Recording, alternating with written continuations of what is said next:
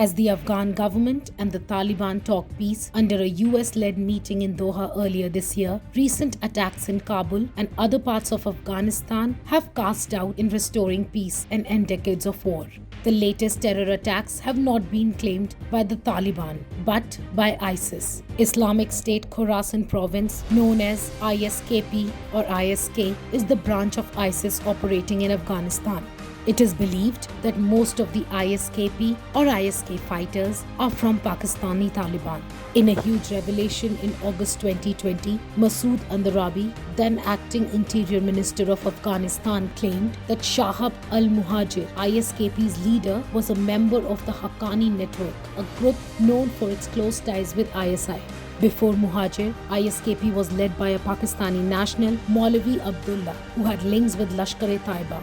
His links with Lashkar-e-Taiba reaffirms the suspicion of ISKP infiltrated by Pak-backed terror groups with blessings from Pakistani military and its deep state.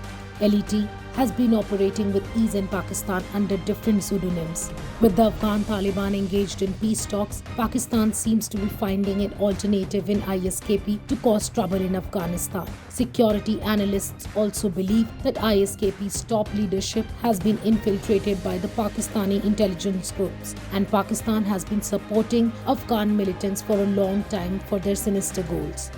The bigger threat are not these groups, but Pakistan, that continues to back Islamist militants in Afghanistan. Today it's ISKP or ISK. Tomorrow it will be some other group, said Hekmatullah Azami, Deputy Director at Center for Conflict and Peace Studies to South Asia Press. Pakistan's policy for many years has been to destabilize Afghanistan by unleashing violence in the region and supporting Islamist militants. To counter ethnic Pashtun nationalist movement which threatens Islamabad's territorial claims on Pashtunistan.